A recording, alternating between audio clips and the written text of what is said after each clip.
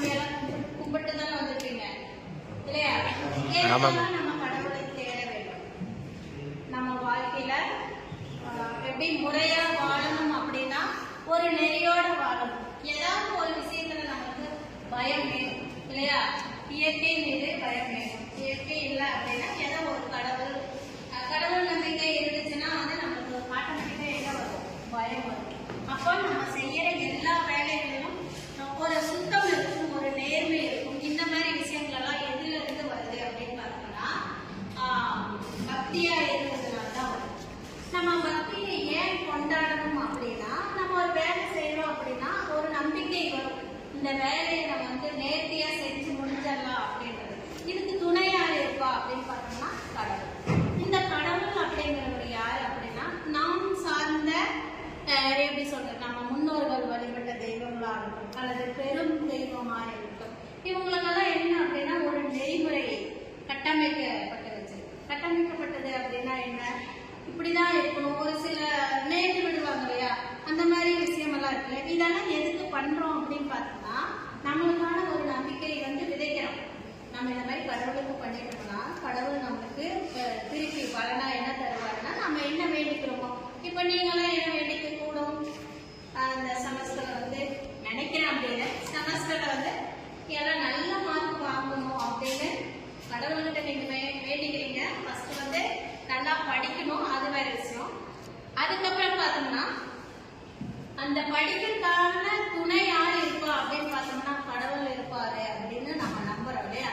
அந்த நம்பிக்கையின் பேரெல்லாம் வந்து நம்ம கடவுளை வந்து வேண்டிக்கிறோம், பக்தியா இருக்கிறோம், அப்புறம் இந்த பூசையெல்லாம் பண்றோம், அர்ச்சனையெல்லாம் பண்றோம். இதெல்லாம் பண்றோம் இல்லையா?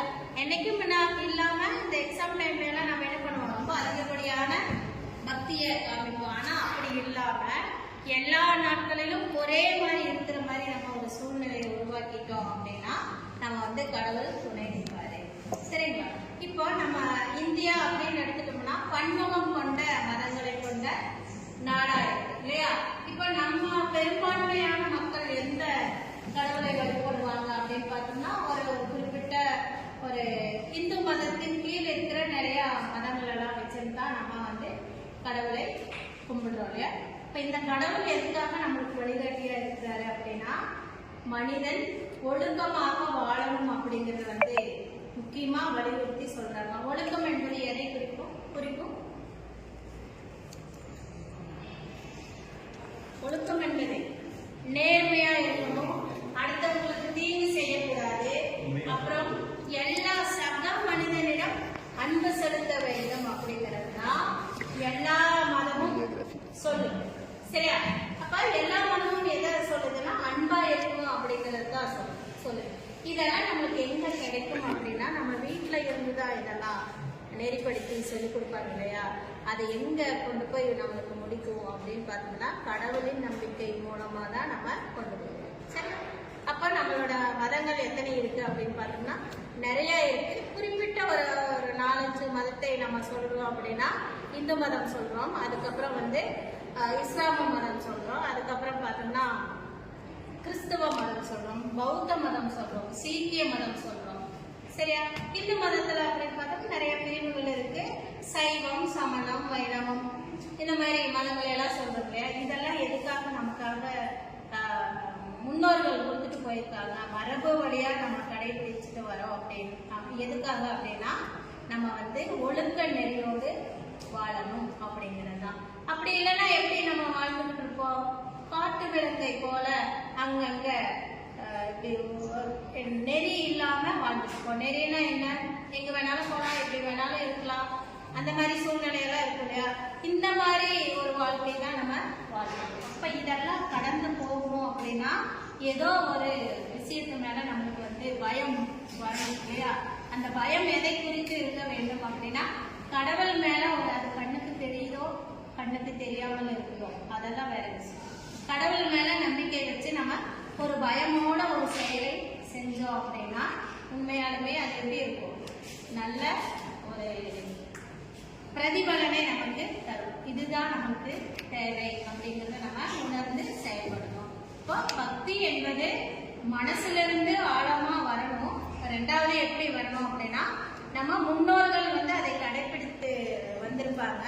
அதுக்கப்புறம் ரொம்ப ரொம்ப முக்கியமானது என்ன அப்படின்னா பகுத்தறிந்து செயல்படணும் அப்படின்னு சொல்றாங்க. அப்ப எந்த செயலை செஞ்சாலும் இது நல்லதா கெட்டதா அப்படின்றத நம்ம கடவுள் முன்னிறுத்தி கடவுளோட வழித்துணையோட நம்ம செய்யணும் அப்படிங்கிறத நம்ம வந்து மனசுக்குள்ள ஆழமா விதைக்கணும் அப்படிங்கிறத நம்ம தெரிஞ்சுக்கணும். ஓகேவா?